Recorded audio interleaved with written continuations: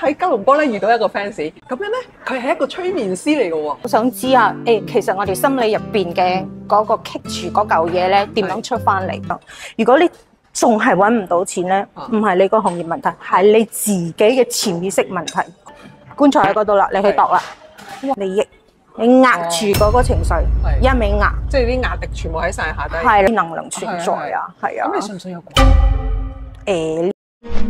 人生總會跌下坡，用溫暖的雙手驅走這風波。人生總要奮鬥，幾番風雨繼續走。若是你要擁有，一切靠雙手。大家好啊，又係我司馬咯。嗱，今日咧喺香港嚟講咧，72行入邊咧有一行咧，其實我哋成日喺電視機咧都會見到嘅，就係叫做催眠師。咁原來咧，我咧喺吉隆坡咧遇到一個 fans，咁樣咧佢係一個催眠師嚟嘅喎。咁我就好即係喺電視機成日聽到話催眠師係咪滴答滴答，跟住我哋瞓覺，跟住佢話可以知晒我個銀行戶口個秘密咧咁樣。咁啊今日咧我就要介紹我呢個粉絲大 M。嗨，大家好，係多謝司媽邀請我過嚟。係啊，喂，你呢個行業咧係我覺得特別咧有興趣知嘅。好，係啦，因為咧喺好多時我哋喺電視機見到嘅時候咧，催眠師就係話講喺揾個鐘擺喺度嘟，你咁你就瞓着覺㗎啦，跟住你就可以咧吐晒嗰個人嘅尿啦，係咁樣嘅咧。嗰啲係睇戲啫噃。咁其實喺語言上咧，我哋可以用語言嚟幫你催眠嘅，咁唔需要啲武器啊。我哋講緊嘅係嗰啲武器啊，係啊。咁即係話可能我就咁同你傾下偈嘅時候，其實我俾咗人催眠咗都唔知喎。就好似你睇緊戲嘅時候做咩事，你睇到有啲劇情，你會跟住喊咧。哦，就係你已經俾嗰個劇情催眠咗啊嘛，所以你咪跟住喊咯。我哋生活喺每日嗰個生活入邊咧，我哋都時不時都俾人哋催眠㗎。哦，係啊。咁我哋咧就喺一個最初步嘅時候咧，我哋想了解下啦。其實催眠師呢一行咧，你係由細到大都對於佢有興趣而去學啊，因為點樣嘅咧？誤打誤撞㗎。係啊，係啊，真係誤打誤撞㗎。你原先係讀咩？原先係讀心理學，再去到讀風水。再從風水我就去我想知啊，其實我哋心理入邊嘅嗰個棘住嗰嚿嘢咧，點樣出翻嚟？所以就讀咗 NLP。喺 NLP 度自去研發，誤打誤撞去讀咗催眠。係啊。哇！咁呢個行業咧係一個好引人入勝嘅行業嚟㗎。係㗎。佢一個神秘面紗㗎喎。哇！係㗎，係㗎。咁好多時我哋喺度諗啦，邊啲人會嚟揾你？敲門問你，我想催眠啊！咁佢哋係揾唔到錢嗰啲咯，揾唔到錢，係啊，揾唔到錢嗰啲啊，揾唔到錢嗰啲，係啊係啊。個敲門話：我點樣係可以教我哋揾錢嘅？因為而家嘅生活壓力好大，尤其是嗰啲新一代，佢哋揾唔到錢噶嘛，咁屋企又會俾啲壓力佢哋，咁佢哋講死啦！我揾唔到錢，我點樣養家啊？嗰啲係最重要嘅問題，要養家啊嘛，咁。佢哋就會敲我哋嘅門啦，問我哋有冇解決嘅方法啦。哦，咁即係可能係咪佢唔知道自己嘅方向係嘛？咁啊，嗰個其次嚇。同埋喺我哋催眠學入邊咧，有一個嘢成日我老師都會講嘅，我 professor 都會成日講嘅。如果你喺嗰個行業太6個月以上，如果你仲係揾唔到錢咧，唔係你個行業問題，係你自己嘅潛意識問題。潛意識唔知道自己嘅方向係點，係啦，所以佢就需要揾人去指點佢啊。你要訓練你嘅潛意識噶嘛，潛意識係可以訓練到嘅，係啊，係啦。咁其實咧喺而家新一代啦，點解我要訪問阿大 N 咧？因為我就發覺咧，其實而家新一代咧個抗壓能力咧係比我哋以前低嘅。咁即係其實係低好多㗎，即係好似香港咁樣啦。好多時我哋未離開香港嘅時候，壓力好大啊！咁就成日聽到啲細路仔話：哇，跳樓自殺啊咁樣喎。即係可能10個香港人入邊有8個都會有啲心理11個添啊，咁多添，即係多唔同程度嘅心理問題，係佢哋唔知道原來自己有心理問題，釋放唔到出嚟入邊嗰個佢。係係啊，所以其實咧呢個係好重要。因為點解咧？係因為呢幾年咧，我翻到香港就我聽到啲廣告啊，成日都啲醫生講過嚟嘅喎，政府講過嚟話，你唔開心，你揾人傾下偈啦。竟然係而家多咗好多啲咁嘅廣告，係多咗㗎。咁即係證明咧，其實咧心理健康咧係不容忽視嘅。咁希望咧大家睇到呢條影片嘅時候，記得訂閱我頻道咧，就先至會有呢啲咁專業嘅知識俾你睇到咯喎。你係馬來西亞人？半個啦，我半個馬來西亞，半個馬來西亞，半個香港人啦。哦，係，我知你係爸爸係香港人啊嘛，檳城人係嘛？係啊，係啊，係啊。所以咧，我哋都好有榮幸，今日咧阿第一喺檳城落嚟接受我哋訪問嘅喎，係啊，真係多謝你。係啦，咁我想問下你，其實你係從乜嘢途徑去入行嘅咧？都係誤打誤撞啦，因為自己本身係中意 NLP 多啲，咁喺嗰度開始就覺得研究唔夠深啊，我再要研究深啲。心理學咁樣啊，研究深啲嘅心理學係嘛？係啦，係啦，咁就誤打誤撞喺一個老師嘅介紹之下，就識咗我家陣嘅嗰個 Australia 嘅 professor，所以佢帶我入行。係啊！你嗰陣時你係我聽講你係喺英國讀書嘅喎。係啊，喺英國讀心理學嘅。讀心理學啱。係啊係啊。咁之後又對風水有興趣。啱，因為風水可以幫到自己啊嘛。喂，即係點樣擺位啊嗰啲？係啊係啊，自己求咗生先，再幫人啊嘛。你學風水學咗幾耐？15年。哇！咁長時間。係啊。咁使唔使真係跟啲師傅出去？真係要上山落海嗰隻㗎，真係㗎。即係睇下啲經驗。係啊，同埋要真係要落去做嘅話，就係棺材喺嗰度啦，你去度啦。哇！真係要做埋呢啲。係啊。哇！係啊。好驚喎！你係個女仔，師傅都唔會放過你，你幫我攞去度。度咗攞嗰個角度俾我睇，俾我知有幾度有幾度咁樣，係啊。咁點解突然間會變咗係做催眠師嘅咧？做催眠師都係因為覺得我哋心入邊係有嘢喺度嘅，但係我哋釋放唔到出嚟。咁你要揾方法，幫咗自己先。點樣可以幫自己咧？開始喺度研究咯。咁我有個疑問啊，就係心理學師心理學師啦。咁你點樣去幫人哋解決疑難？即係我需唔需要面對面咁樣㗎？即係或者係我一定要嚟到你個 centre 度，咁啊坐喺你可以嚟到我 centre，或者你可以透過 Zoom 去做嘅 Zoom 都得嘅，係啊。你用 Zoom 都可以催眠到一個人？得，點解唔得㗎？即係用語言上高已經得啦。係啦。嗰個人係咪瞓着覺嘅咧？心碎。算係咯，算係啦。跟住佢就會講嘢啦。係啦。咁但係佢知唔知道自己講緊嘢咧？佢知㗎，其實佢知嘅，佢知嘅。但係你問翻我係咪佢嗰個當時嗰個佢講咧？又唔係喎。係。你係第一個人講。哦。好似我哋講緊嘅喺睇戲度，我哋見到好多嗰啲人格。嗯。人格分離或者咩？係你人格入邊其中唔滿意啊嘛，佢想呻出嚟啊嘛，係啊，冇人幫佢啊，其實係啊。咁如果譬如話有啲人我覺得好唔開心，即係你知抑鬱症呢一樣嘢，而家真係好多人有抑鬱症。咁如果你譬如話自己成日都覺得唔開心，咁佢過嚟揾你嘅時候，或者佢經轉介嘅方式嚟揾你啦，咁你會點樣去同佢醫佢咧？我哋會做咗講緊用緊英文啦 ，pre-interview 先啦，知咗了解你成件事啦，咁樣去找出嗰個根本喺邊度？點解會有抑鬱？係根本喺邊度？我哋喺嗰個根本嗰度開始。可能男女朋友分手啊，抑或係公司事業唔順利。唔一定係男女朋友，有時候係我哋係小朋友嘅時候，因為我哋冇能力俾食啊、住啊、用啊，所以爸爸媽媽講嘅嘢，我哋一定要聽。就算我哋好唔滿意，我哋都要聽，冇得反駁啊嘛！冇得反駁嘅時候，你做咩事？你壓住嗰個情緒，一味壓，即係啲壓力全部喺晒下低，係啦，咁樣壓落。咁有時候啲小朋友會問㗎喎，做咩事我要聽你講？你一定啱啊！快啲 like、share 同埋 subscribe 我哋嘅影片啦！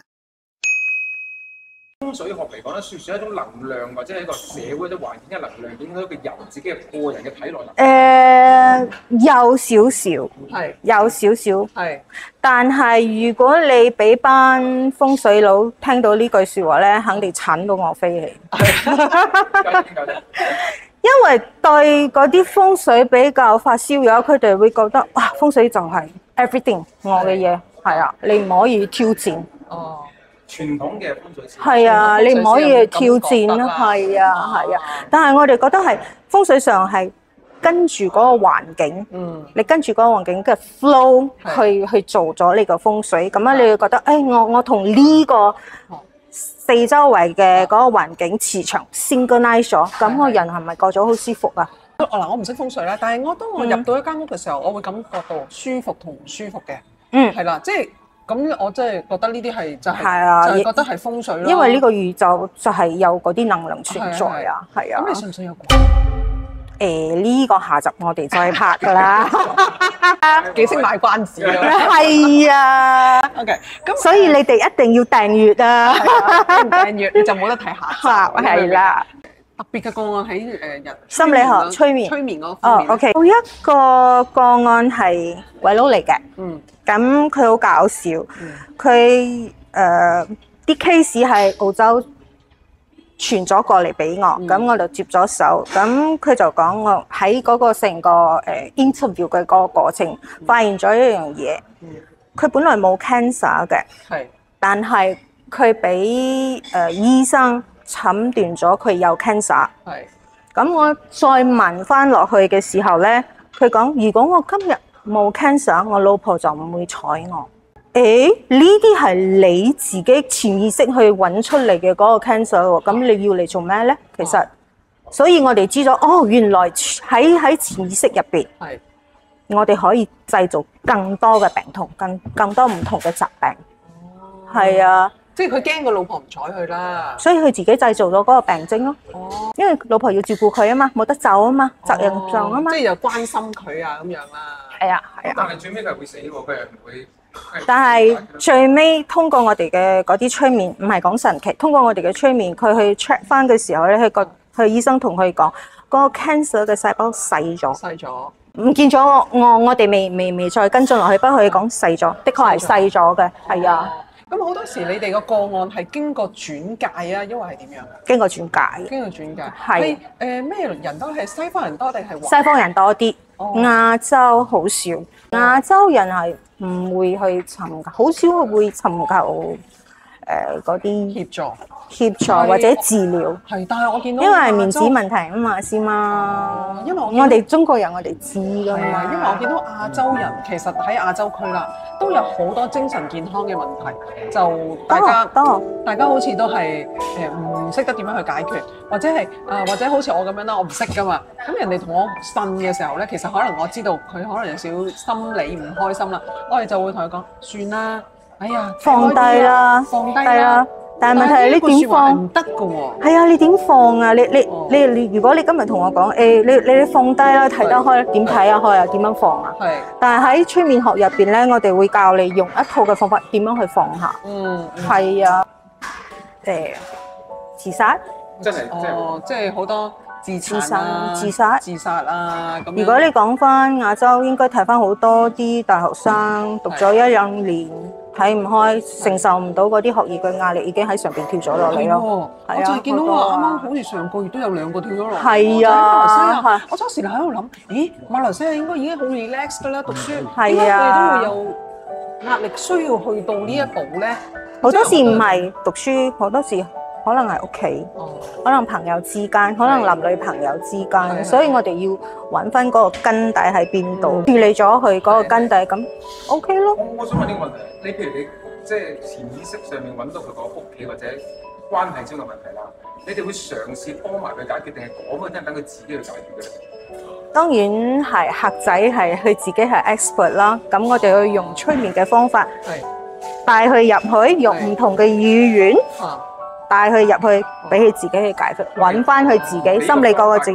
跟住等佢去解決。係，即係話講你喺催眠嘅過程之中，你就帶住佢行。原來咧你之前嘅男朋友咁樣㗎，你要原諒你男朋友啊。跟住其實佢係知道你講緊呢一樣。係㗎，佢知㗎。當佢醒咗嘅時候，佢就知道揾咗。但係我哋唔係同意識傾偈啊嘛，我哋係同潛意識傾偈啊嘛。係啊。當佢醒咗嘅時候咧，佢就知道原來我呢個方法係可以幫到自己嘅。係啊。需唔需要食藥啊？咁樣嗰啲嘢？唔使喎，我哋唔鼓吹食藥㗎喎。做咩事要食藥啊？好地地。係啊。語言上嘅溝通。係啊，語言上嘅溝通係潛意識嘅溝通嚟㗎。其實我自己都有個個案嘅，就係喺香港嘅時候咧，我都有一個朋友啦，咁佢成日都唔開心嘅，佢由細到大都唔開心嘅。我唔知道係因為佢係受到佢媽媽嘅影響，因為咩啦？佢由細到大都唔開心，咁但係因為佢對自己嘅自信心好低，咁變咗咧到佢大個出嚟做嘢嘅時候咧，佢直情係工作事業又唔順利啦。咁後來咧，佢有一次真係好唔開心，佢走去睇心理醫生，嗰啲叫咩精神科醫生。咁點解精神科醫生就話好啦，咁我俾藥你食啦。咁就即係好似俾咗啲懵仔藥佢食，即係食咗真係懵懵地㗎咯喎。係啦，咁你點翻工啊？佢真係懵懵地。點翻工啊？翻唔到工，咁咪變咗一世咯。即係真係一世㗎，師媽你講真㗎。真係一世咗，佢冇揾到一個正確嘅方法。佢去睇精神科醫生，精神科醫生咪俾藥佢食啦。精神科醫生俾嗰啲藥咧係食咗佢咧，可以懵下懵下咁樣嘅。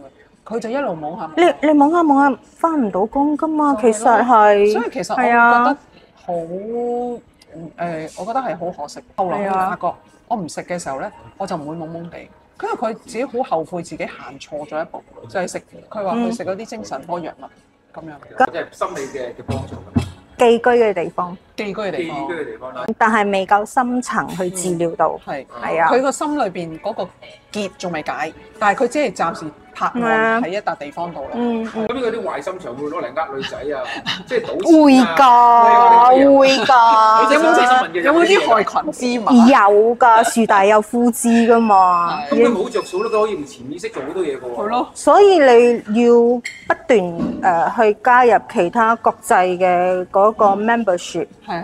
佢哋會幫佢哋嗰啲 membership 會睇住你做嘢㗎嘛。如果你真係違規咗嗰個法例，佢哋可以去告你㗎。其實。咁如果有啲黑心腸直情都唔 join，好似獨立咗，跟住佢自己私底下利用呢個專長或者特質，去攞取個人利益都冇。我哋冇佢符㗎，真係冇佢符㗎。咁所以啲顧客咧都需要，即係你揾邊一個催眠師嘅時候，你要需要 search 究竟佢係冇註冊嘅，係啊，佢係咪專業嘅？唔係。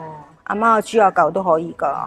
風水師已經埋藏咗好耐㗎。埋藏咗好耐喎。係啊。你講話你個香港嘅師傅啊嘛，嗰個係貴姓話？劉師傅已經仙遊咗㗎啦。哦，係啊，係啊。但係呢個係你嘅興趣啦，即係。係我嘅興趣。唔係，我係同嗰個潛意識溝通者啫。哦，潛意識溝通者咯，係啊。神奇嗰度 terms 未聽過喎。係啊。咁即係話可以咧解開你個潛意識，你個底層嘅時候真正嘅你係咪？係啦。我底層又同我面層好似差唔多。冇人打擾佢，係啊。會進入到嗰種係啦，互相溝通嘅感覺。係。有啲似係冥想嗰種嘢咁樣。唔似冥想，唔似冥想，呢啲係溝通㗎啦。所以大家唔好誤會，即係俾電視機誤導，就係有個鐘擺。係啊，我就算唔擺鐘，你都會瞓覺啦，係嘛？最睇就係 case by case。如果係比較複雜嗰啲咧，就係你講緊係創傷後遺症嗰啲咧，最少我哋都會去到16個 section。16個 section， 係啊，係啦，每一個星期一次。如果你係好普通嗰隻咧，最多我哋去到4到6。feel 唔 feel 到自己解決咗？feel 到，feel 到。佢會變翻開心咁啊？佢唔係睇你咩 case 啦。之前我收到一個 feedback 就係佢好懶下嘅。佢唔中意做嘢嘅，公司叫佢做嘢唔做嘅，但係佢2個 section， 佢係我朋友嚟㗎，2個 section 咗佢同我講，但係好奇怪喎，好冇對 weight 咗喎，我好多嘢都想自己親力親為做晒佢喎，做唔晒我唔放工喎，佢就講好事嚟㗎，我講。哦，即係你同佢傾咗個心，即係嗰個。係啊，做過2次嘅療程。嗰個佢。係啊，係啦。係啊。佢話：好昂貴嘅呢啲高級嘢，普通市民搞唔到嘅嘢係點樣嘅？都比較普通價咯。即係喺個正常市況，唔會話普通一般市民都 afford 唔起，冇去到呢個。唔會係呢個。因為我哋唔識啊嘛，真係想。係咯。一般係會 afford 到嘅，係啊，係啊。即係因為我哋香港睇心理治療咧，要傾家蕩產。係啊。所以我問先佢係啊，真係。係咪啊？你睇嗰啲叫咩？心理醫生啊。係4位數字啊。4位數字每次。咁誇張。所以呢個我真係要問一問你。咪俾人哋剝取咗你應該去尋求嘅嗰個機會咯。甚至乎斷鐘嘅，即係撳起個鐘開始計時嗰啲咧都有嘅喎，你知道冇？係咁樣啦，係咁樣。你哋冇呢啲咁嘅。我哋係有50分鐘係一個價錢，係。但係我哋如果你真係過咗嗰啲鐘咧，我哋仲可以幫你做完晒嘅，都唔會去加中嗰啲嘢咯。咁好過揼骨喎。係啊，係啊，揼骨仲要加中添嘛嚇。最大壓力應該係吉隆坡市中心，即係呢啲咁嘅。唔係啊，檳城都好多啊。檳城都好多。檳城有海邊個咯已經。係咯，咪跳海咯。真係搞㗎！跳海咧，跳海快啲啦嘛，四面都係海啊嘛。係啊。即係我想問下，咁你會唔會係四處遊走，定係客人揾你，定係你去揾客人嘅？通常我哋可以透過 Zoom 去做㗎，唔使你過嚟揾，係啊，唔使特登過嚟㗎。如果真係要 face to face 㗎，你會唔會走去？咁你就要過嚟啦，係啊，因為我工作上都幾忙㗎，係啊。你會唔會話飛出國，或者譬如有時英國、香港或者台灣？澳洲會飛澳洲，會飛澳洲。特別多問題咩？唔係澳洲人特別多問題，係我哋有研究進行緊，所以我哋一定要飛澳洲。通常你會去澳洲呢個地方多啦。係。如果有證都會睇證嘅。因為呢個催眠係 consider 就係 clinical， 即係臨床㗎咯喎。哦。係啊。係，即係好似臨床心理學家咁樣。係啊。係啊。我想問有冇一啲朋友啦，佢嚟見你，佢初有個 expectation， 但係聽你講嗰之後咧，佢想乜死都唔肯聽，死都唔肯信咗，喺度發脾氣啊，即係或者點？因為嗰啲精神問題啊嘛，通常係有冇啲咁嘅人嘅啫？唔接受咧，抗拒啊，即係唔肯，即係有冇啲咁嘅嘢嘅？即係有。佢會點啊？如果佢會點？佢反抗啊，定係鬧人啊？咁要睇你要睇你自己身為嗰個臨床嘅心理學家，你點樣去處理呢個問題？呢個全部有技巧嘅，唔會暴力。佢哋唔會暴力。即係最多係語言上會有衝突，但係你冇可能你同我講你今日係一個專業人士，咁樣你同個客拗撬有冇咁誇張啊？你唔會噶嘛，係啊。咁最多可能你講俾我聽，我應該點做，但係我唔知道點樣做，即係話你叫我原諒呢一個人，我原諒唔到啊。係啊，咁你冇俾我方法，我咪原諒唔到。如果你俾我方法，我咪原諒到咯。你教人處理啲嘢，你都要俾人哋方法噶嘛。好似今日同樣嘅係，我用緊風水講你屋企呢個方位唔啱，但係你有冇俾我處理嘅方法？你有冇俾我 solution 啊？你唔俾我 solution，我點樣去做啊？會唔會有一刻或者有時咧，即係嗰啲負能量過多，令到你個人講到有啲煩惱，或者聽得太多好煩，揾方法處理咯。咁你會唔會有即係你點樣？我哋有自己嘅方法去處理，自己催眠翻自己。即係你自己將自己嘅負能量 release 翻出嚟。係啊，我自己催眠翻我自己。係啊，係需要㗎。係啊，聽得太多負面嘢嘅時候，係啊，心裏邊都唔開心喎。係啊，啱咁你自我催眠會唔會醒唔翻你啊？唔會，自己都唔可以自救，點樣救人啊？係啊。所以咧，大家咧，如果真係覺得自己有少少唔開心，或者係成日枕住都唔開心嘅，咁咧你個精神健康咧係出現咗少少問題喎，應該要正面去面對喎。咁咧就要揾啲專業人士咧去幫下手啦。我覺得依家現今嘅社會上或者都市上咧，我諗精神病有問題嘅人咧，比起健康上身體有問題嘅，仲要還多啊！即係同埋精神嘅問題會影響我哋心理嘅問題，生癌會唔會生理嘅問題？生理問題，即係你身體嘅問題。我都覺得會喎。係啊，你 stress 大所以會生癌喎。你有冇見過有一人腰痛咗6-7年都痛唔好，睇暈晒啲醫生都痛唔好？係呢度啦。哦，就係因為個腦。唔係嗰個心理嘅嗰個問題影響咗佢生理嘅嗰個問題。你自己唔知，因為我都聽到有好多人講話，我唔開心，或者可能佢婚姻出現問題，咁樣咧一路唔開心，咁好快就生 cancer 啦。真係個壓力大咗。真係壓力。仲俾我 review 咗少少嘢添啊，同埋即係你覺得我已經睇暈晒醫生 ，X-ray 又照完啦，點解都睇唔好啊？我嘥好多錢㗎啦，但係once 你處理咗你嗰個潛意識嘅問題，你會覺得奇怪喎。第二日瞓醒冇事喎，係啊，我哋試過呢個個案啊，都有呢個個案嘅。係啊，大家咧對於咧精神健康咧一定要好關注。咁如果係咧，大家有少少覺得出現問題嘅時候咧，記得揾專業人士去解決你嘅問題。仲有訂閱個頻道先可以睇到個續集㗎喎。仲有一個叮當嘅，係啊，仲有叮當嘅 share 出嚟啊！如果唔係咧，我哋出新片你唔知㗎啦。係啦，咧俾多啲人知道咧，其實有時咧唔需要一下子就去，即係好似解決唔到要尋死啊，或者係咩？其實世間上仲有好多個方法，可以嘗試去解決問題嘅，即係咁樣樣。係啦，點樣咧去增加你嘅正能量啊？點樣去增加你一個抗壓嘅功力咧？咁就可以多啲睇我哋嘅 video 啦。係啦，唔該晒 thank you，拜拜拜。